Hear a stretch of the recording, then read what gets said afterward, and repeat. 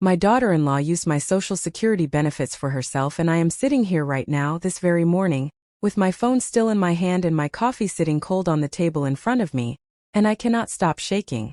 Hi, my name is Evelyn Carter. I am 76 years old. I live in Savannah, Georgia, in a little house on a quiet street where the magnolia trees are just beginning to bloom outside my kitchen window. I worked for 33 years as a bookkeeper for a small manufacturing company right here in Savannah. I started there when I was 30 years old, when my youngest child was still in diapers, and I stayed until I was 63 when my knees gave out and my doctor sat me down and said, "Evelyn, it is time to slow down. I know numbers." I spent 33 years knowing exactly where every dollar was and how it moved and where it went and what it meant. I tell you all of this because it matters very much to the story I am about to tell you. It matters because of how a woman who spent her entire professional life knowing numbers could sit in her own house for 2 full years and not see what was happening right in front of her. My Social Security comes in every single month without fail. It is not a large amount, but it is mine, and I have depended on it since I turned 65. It covers my groceries and my utilities and my medications, and if I am careful, which I always am, it leaves just a little bit over for anything unexpected. I am the kind of woman who checks her balance regularly. I know what is coming in and what is going out. I have never once been careless about money because money was never something I had the luxury of being careless about. I grew up without very much, and I learned early how to make what you have stretch and work for you, and that habit never left me. Except I was not seeing what I thought I was seeing. Not for the past 2 years. Not at all. This morning, just a few hours ago now, my bank called me.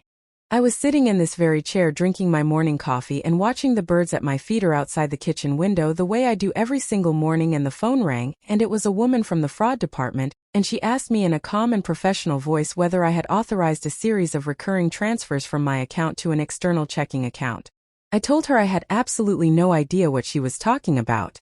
She asked me to hold on, and she walked me through the transaction history going back 26 months, and I sat here with my coffee going completely cold in my hands, and I watched my money leaving my account in small, quiet, careful amounts. $60 in 1 month. $45 the next. Sometimes 90. Sometimes just 28. Never a large enough amount to scream at you. Always just small enough that if you glanced at your balance and it looked roughly right, you would move on with your morning without a second thought.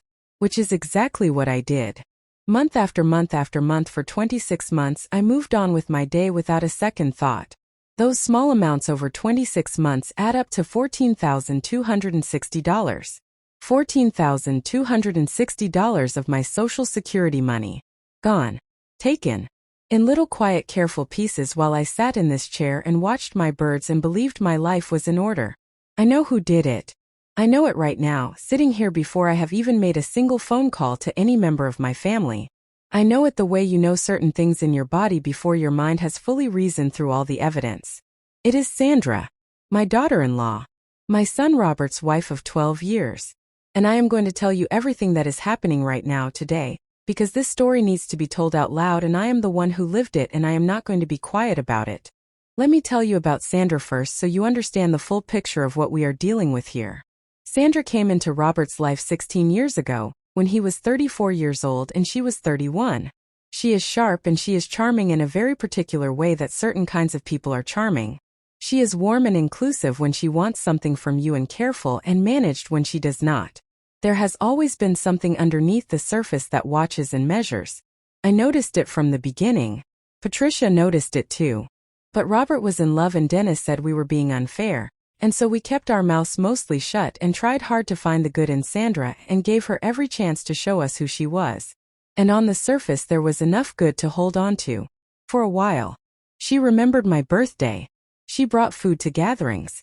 She asked about my health and seemed to listen. She sat through holiday dinners and said all the right things, and I told myself over and over that my instincts about her were just a mother being overly protective. I worked hard at believing the best of her. Robert is my youngest child. He is 50 years old now. He is a genuinely good man at his center. I believe that completely, and I need to hold on to that belief. But Robert has always been someone who goes along with whatever the strongest personality in the room decides. And the strongest personality in his life for the past 16 years without any question has been Sandra. About 4 years ago things began shifting in ways I noticed but could not quite name clearly. Robert seemed more stressed whenever money came up in conversation, even casual conversation. Sandra was working fewer hours at her job and the explanation kept changing each time it came up. First it was a difficult supervisor, then she wanted a different direction with her career, then the story was something else entirely. They sold the house they owned and moved into a rental, and Robert told me they were investing the equity from the sale, and it was a financially sound decision, and I had no particular reason to question it at the time. Sandra stopped attending family dinners with any regularity, always presenting some reason or another, a headache, plans with her own friends, not feeling well enough to make the drive. Robert came alone each time and he always looked a little worn around the edges, and whenever I asked him if everything was truly all right, he always said, "Yes, Mama, everything is completely fine." I believed him every single time. Because he is my son and I have known his face since the moment it first appeared in this world. And when he looked me in the eye and said everything is fine, I believed him without reservation. About 2 years ago, Robert came over to help me with my computer.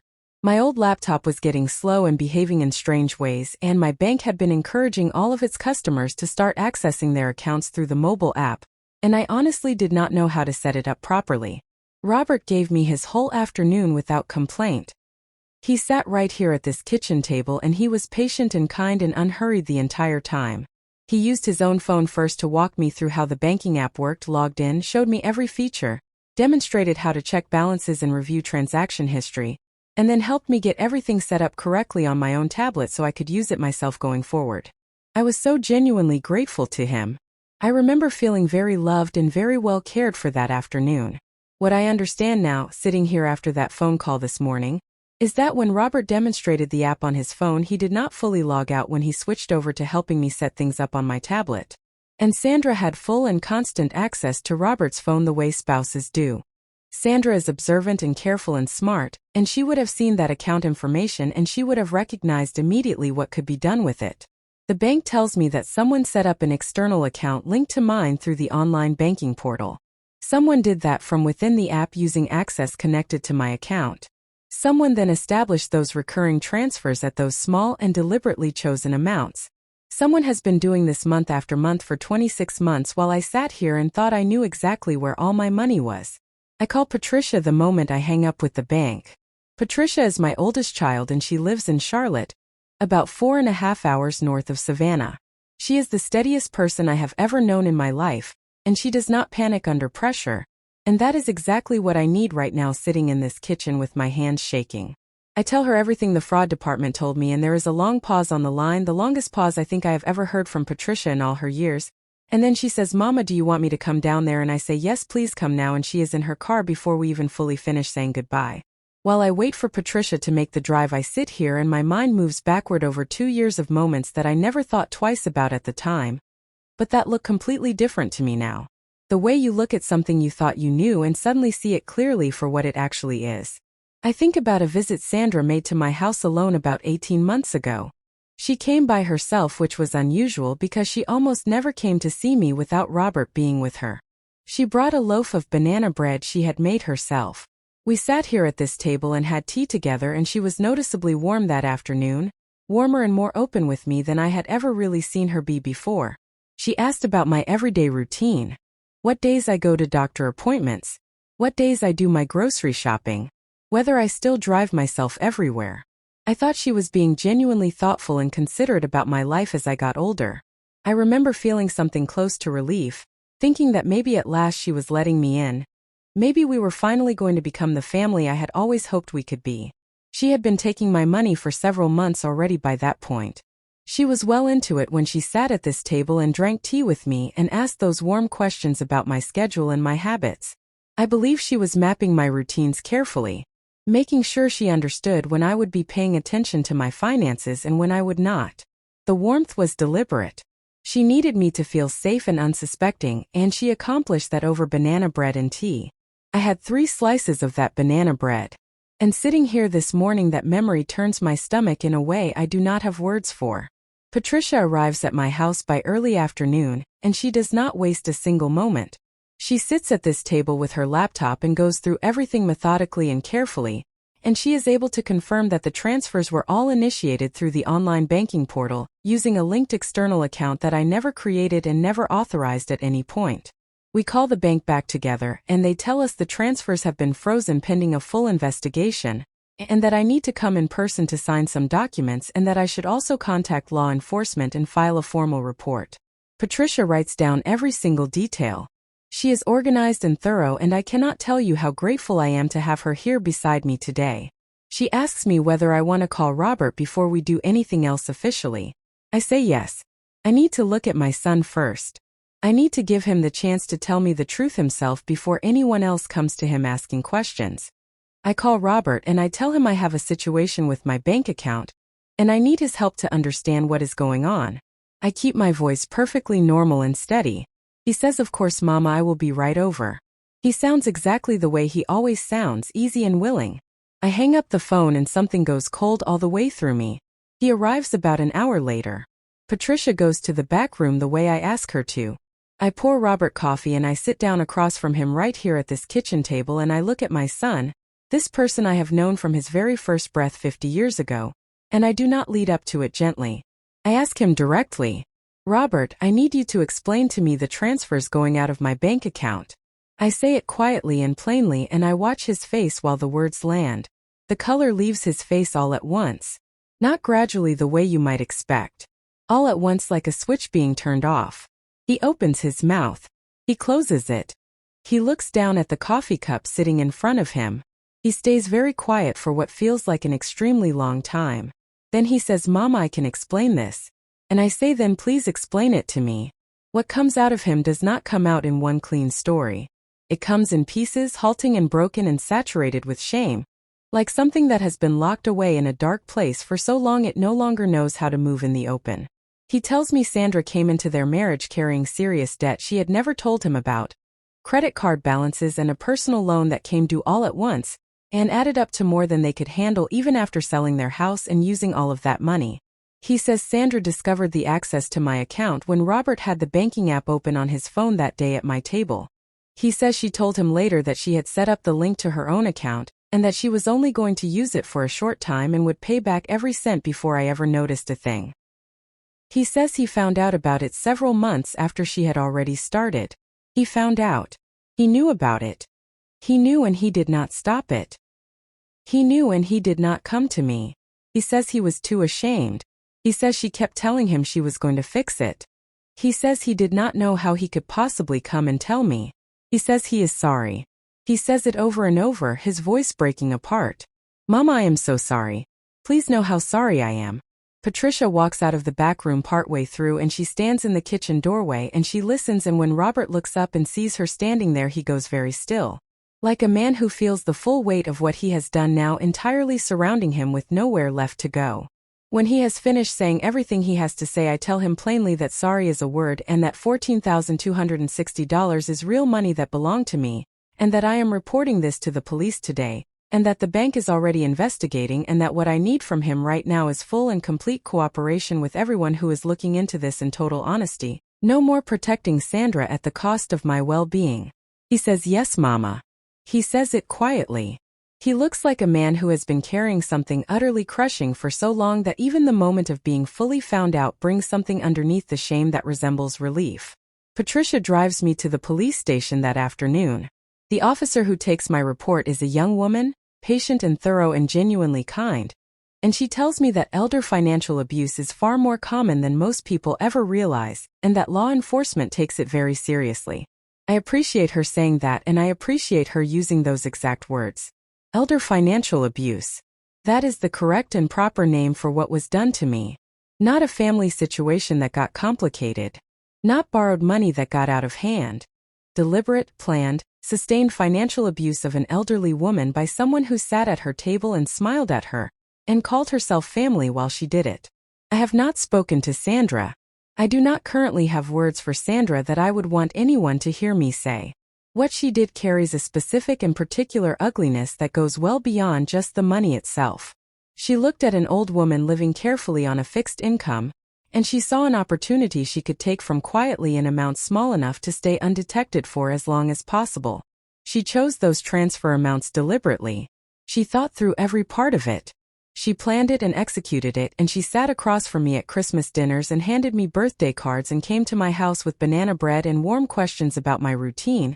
And she never stopped taking my money the entire time any of it was happening.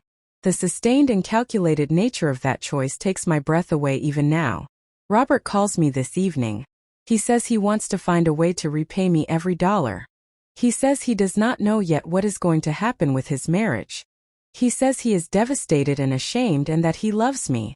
I tell him that I love him too, I mean that completely, and that love is also not the same thing as saying what happened carries no consequences and changes nothing.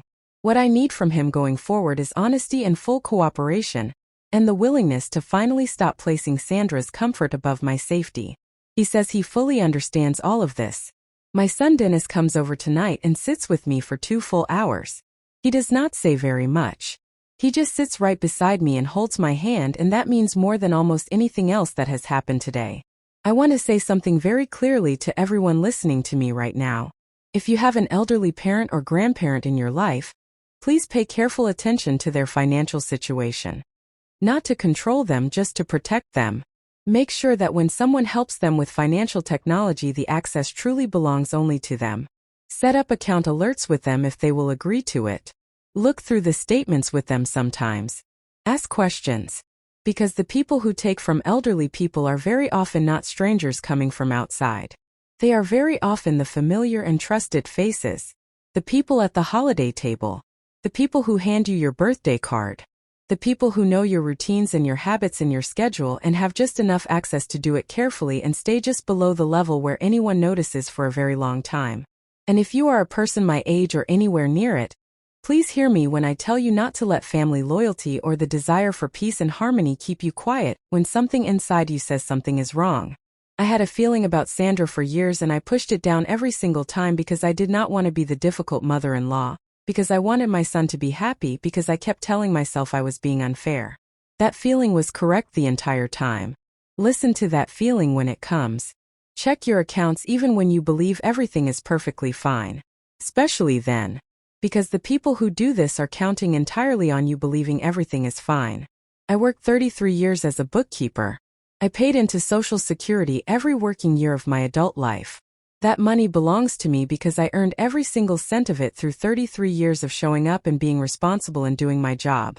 Nobody has the right to reach into an old woman's account and take what is inside it. Not a stranger, and certainly not someone sitting at her Christmas table and calling herself family while she does it. I am sitting in this house in Savannah right now, and outside my window the magnolias are blooming and my birds are at the feeder and life is going on the way it always does, and I am still here and I am still in this chair. And I am not going to be quiet about any of this because staying quiet was exactly what someone was counting on. What happened to me needs to be said plainly and out loud because somewhere right now there is someone else sitting with that same hollow sick feeling I had this morning when my phone rang, and maybe hearing me say it out loud will help them find the courage to say it too. Tell me where you are from down in the comments below. Write your city.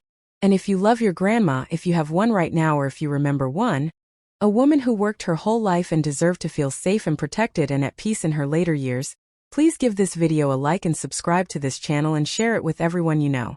You never know who needs to hear this story today. Thank you so very much for sitting with me through this. God bless every single one of you.